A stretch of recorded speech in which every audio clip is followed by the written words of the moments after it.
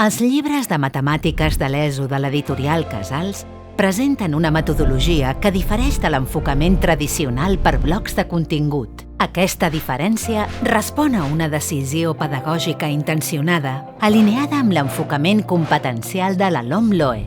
Les situacions d'aprenentatge no s'organitzen al voltant de continguts aïllats, com ara fraccions o equacions, sinó a partir de contextos significatius de la vida quotidiana.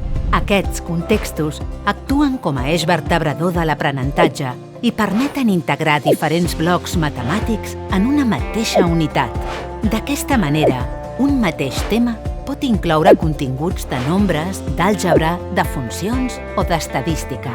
Aquest plantejament reflecteix l'ús real de les matemàtiques, en què els continguts no s'apliquen de manera aïllada.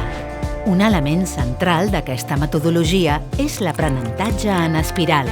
Els continguts no es treballen de forma tancada en una sola unitat, sinó que s'introdueixen i es reprenen posteriorment amb més profunditat.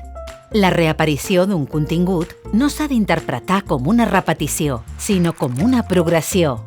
Cada nou ús del contingut es produeix en un context diferent i amb un nivell d'exigència cognitiva cada cop més elevat. Aquest enfocament afavoreix una comprensió més profunda i duradora dels conceptes matemàtics. Malgrat que els estudiants perceben les situacions d'aprenentatge com si fossin temes contextualitzats, els docents disposen d'una visió clara de la progressió curricular. Per aprofitar plenament aquesta metodologia, es recomana seguir l'ordre proposat de les situacions d'aprenentatge. La seqüenciació dels temes respon a una planificació deliberada dels continguts en espiral. No obstant això, el llibre permet certa flexibilitat a l'aula. Dins d'una mateixa unitat, els diversos blocs de contingut presenten un determinat grau d'autonomia.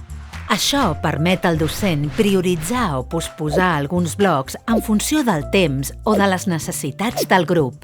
D'aquesta manera, és possible reduir o fins i tot eliminar algun bloc sense perdre la coherència global. L'enfocament en espiral garanteix que aquests continguts tornaran a aparèixer en altres moments del curs. L'ús eficaç del llibre combina una progressió general lineal amb una aplicació flexible i adaptada a l'aula. Aquest enfocament facilita l'avaluació competencial i el seguiment continuat de l'aprenentatge. A més, afavoreix que els estudiants percebin les matemàtiques com una eina funcional. En definitiva, entendre la metodologia del llibre és clau per aprofitar-ne tot el potencial didàctic. L'organització per contextos i la progressió en espiral permeten un aprenentatge matemàtic més connectat i significatiu.